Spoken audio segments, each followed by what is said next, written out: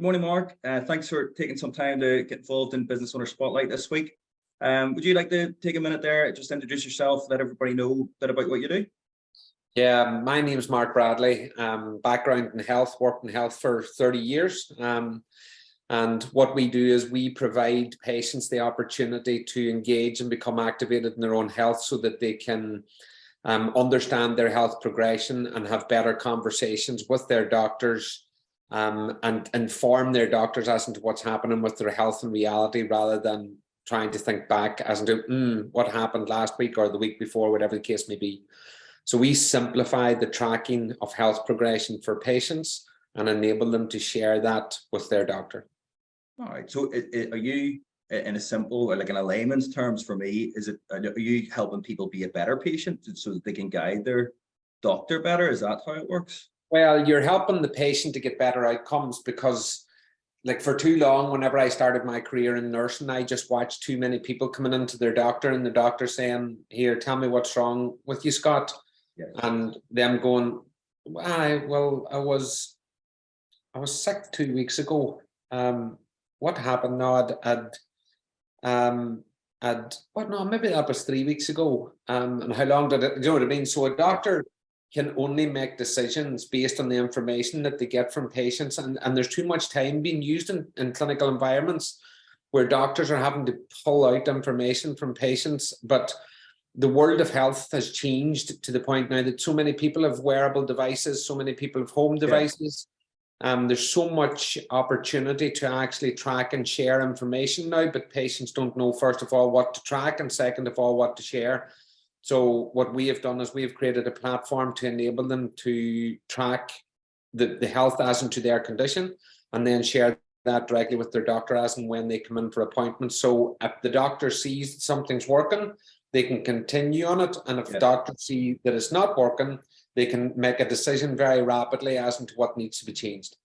Well, it sounds really simple, but the best things normally are. And I suppose that's just improving the whole efficiency of how people are looked after then.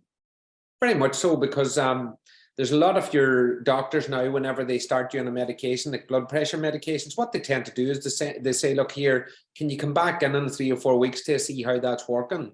Yeah. But you know, you can buy a blood pressure cuff across the counter for less than 20 quid. You can go into your local pharmacy and your pharmacist will take your blood pressure for you. But if you have a facility to put that into a technology and then share that directly with your doctor, first of all, it removes the need for the doctor to see you. It removes the need for you to go in, but it also gives an indication to the doctor very quickly whether the treatment's effective or not. And that removes a lot of burden from healthcare. But it also then helps the patient to get a better outcome, because the doctors sees that the treatment's been effective for them. And so who would be your ideal customer then? Is the doctor your customer, or is the patient your customer? Well, we're doing this, we give this to patients at no cost, and we enable them to share that with the doctor at no cost. Yeah. So our business is based on a model of, well, if a doctor wants to access the information in real time and the patient wants to and consents to share it in real time, we can then integrate that data into the clinical system. So our customer for that piece of work could be the health provider. Yeah, no, that makes sense. Yeah. And so how long has this business been going for? How long have you been? Well, the idea for the business started in 1988. Whenever I started nursing, I noticed that patients, first of all, present differently. And then whenever they're started in medications, they get different treatment outcomes. But so this idea of mine was, well, people need to keep diaries. People need to keep a record of what the outcomes are and so on and so forth. But it was only until we progressed with the digital transformation in the world, and that was obviously escalated through the pandemic, that we determined, right, we need to do this now. And we had always intentions to do it after we formed our business in 2017. But the business that we had in 2017 was losing, we lost a lot of business in 2020 because of the pandemic. So rather than shutting down, what we decided to do was just move all of the resources across to this technology, develop this technology. And as the environment changed, we had to make a decision as to what we were going to do to fit into the changed environment. So that's what we've done. Yeah. So you've had to pivot and react with the things that have been thrown at you in the last few years then. Very much so. Very much so. In fact, to be honest with you, we would even present this as an opportunity for us rather than thinking, oh, we've lost this. You've lost it. It's gone. Do you know what I mean? So that market that we had, that business opportunity that we had, the market environment changed with respect to that previous business to the point that we were going to be battering our head against a brick wall. So we either just close the battens down and just say, right, that's it, and go back and get employed somewhere. And we can get employment with very competent individuals and people within the company. But rather than doing that, we said, no, we're not going to do that. So we just moved all the revenues across, took in a bit of investment, and just went at it. And we now have a product that's getting into the market, and we haven't even launched this, Scott, and we have around about 9,000 people that are tracking their health. I was thinking when you were saying there that it means you don't have to go into the clinic. I mean, that's massive then for, when maybe there's a pandemic or something like that, the doctor can track you remotely nearly. Well, you can track yourself, and then you can share it with your doctor remotely, as long as you're capturing what we call data with provenance. It has to be accurate. It has to be a good reflection. So there's things that lead that to be the case, and we support the patient to actually build data with provenance that enables the doctor to make informed decisions as into their treatments. Super. So, I mean, obviously 2017, and then, the world fell off a cliff in 2020. What has been your biggest learning as a business owner?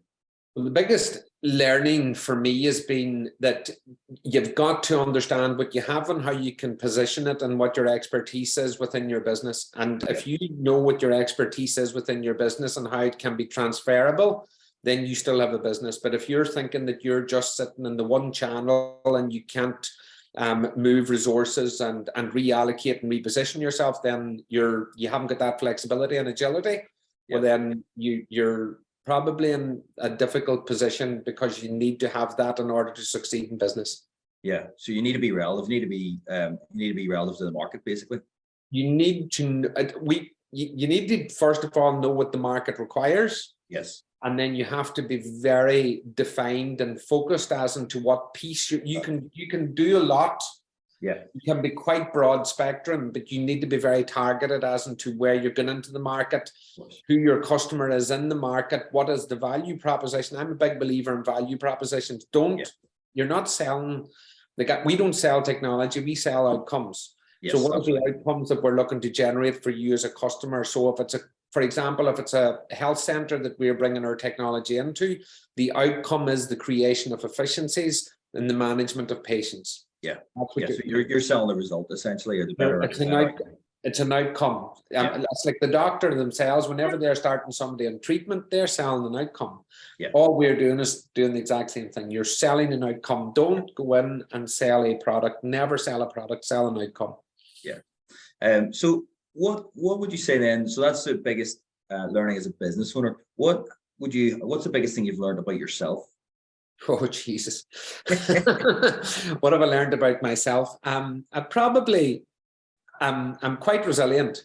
And I'm quite strong. And I'm very focused. So I'm very methodical. Do you know what I mean? So if I'm going to do something, there's a process, there's a start, there's a middle, and there's a finish, so that it maintains your focus, but it also ensures that you're focused towards the actionable activities that's going to drive something forward. And a big learning for me through this whole process is working backwards. So what does the end game look like? What has to happen before that? What does that look like? What happens before that? What happens before that? What happens before that? Which gets you to that starting point. So if you work backwards as into where you need to be, you're taking, right, so if you work that process backwards, you'll get a defined pathway forward as into where you need to focus your time, focus your energy, and focus your activities. And it's a much straighter line to the destination then as well, isn't it? It is. There's a lot of unknowns. In theory, there's a lot of unknowns. But as soon as you come across these barriers and challenges, that you then know how to get around them by working that process backwards again. So, we talked about there in 2020, and you had to pivot your business and change quite a lot. Leave that aside. What's the other biggest obstacle you've had to overcome since you became a business owner? The biggest obstacle being a business owner is cash flow. It's major. Do you know what I mean? And if cash flow kills you, and you really have to be on top of that. And some of the learnings for me is you can focus too much on cash flow and then not get the true direction for your business, because cash flow becomes the priority. So it's getting that balance between cash flow and focus. That's the biggest thing for me in business, and what I've learned through the pandemic, and especially through the pandemic, because the whole market dynamic changed as a result of the pandemic. But you have to have your ear to the ground, your finger on the pulse, as and to truly understand what's happening in the market so that you can position your resources in there. Yeah. And I totally agree. I mean, you only get to run out of cash once, as they say. So it's totally critical. What would you say? I mean, you're in a position now where you have pivoted, you're launching this new product. Seems to be a lot of appetite, 9,000 people out there already tracking. So what does the future look like for you guys, and what do you see as the main challenges moving forward then? Right, so our future is delivering on our vision, Scott, and our vision is as follows. Right, you got to understand the clinical environment, the research environment for pharmaceutical treatments. There's a very defined patient profile is researched, but the patient that's researched and the patient that's in the clinical environment are two different animals. Yeah. The research actually proves that a treatment is effective for those patients that actually were profiled and included in the research. Okay. We need to build evidence against those patients who were not included to truly understand how effective treatments are for these patients outside of them trial populations. Now, I'm trying to not make this too scientific. And I think I'll definitely follow. Yeah. Yeah, but what we're trying, right? So in the future, if you get diagnosed with something, if there was data sets out there that could have been interrogated, and they could look to see what is the best treatment plan for your profile, for your age, for your race, for your ethnicity, for your gender, for your comorbid presentation, if you have a second diagnosis, for the medications that you're already on. Nobody knows how that treatment, in fact, every time a doctor gives you a treatment, unless you directly match the profile of the patient in the clinical trial, the doctor doesn't know if it's going to work for you. Okay. But what if they did? What if there was a data set out there that was captured by all of those patients of the same profile as you over the last 5 years, so that whenever you get diagnosed, we can effectively look at that data and say, do you know what? This is the treatment plan for Scott as a result of the condition he has. That's the vision. Yeah, just so you're already working on the efficiency of the time that you have to spend with your doctor, and this is going to work on the effectiveness then. If you can have everybody doing this, so say there's 3 million patients with diabetes, for example, who also have hypertension, who also have other conditions, maybe females going through the menopause. Yeah. And you're able to track their life journey for 3 or 4 years with respect to the treatments they're on, the presentation of their symptoms, the presentation of their biomarkers like their blood pressure and so on and so forth. If you track that in 3 million people, you'd be able to work out what is the best treatment plan for every single profile based on that number. At the minute, they can't do it because in a clinical trial, there's 350 patients. There's 1,000 patients. Yeah. You can't do it. You cannot physically do it unless we put something into the patient's hands to enable everyone to capture their health progression. And by doing so, you will create this data. You will create this history of information that will tell you what is the right treatment plan for what profile of patient. It sounds amazing.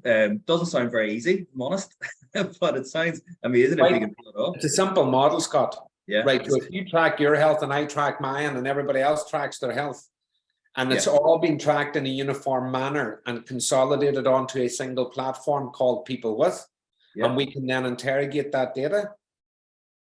You're going to be able to find out a lot of information about the value of what treatment for what profile of patient. In fact, just to let you know, for females, in the majority, they're excluded from clinical trials. Okay. And as a result, whenever they're then introduced to medications, they have a higher adverse event profile. And the reason being is because they weren't included in the clinical trial, so the adverse events were never evident. It sounds really exciting, and it sounds really necessary. It is, you know, I think it's fantastic. Just to finish up though, I'd be interested. Go back to you as a business owner, right? So, if you could start your business again, is there anything you would do differently? That's a difficult one now, because you know you're starting. Yeah, I would have avoided a pandemic. Started maybe this year. No, if you were starting your business again, no, we started our business as we started our business, building the technology that was generating a revenue that enabled us then to put money across to another. That's business is business environments are so uncertain. You cannot control what a business environment's going to do.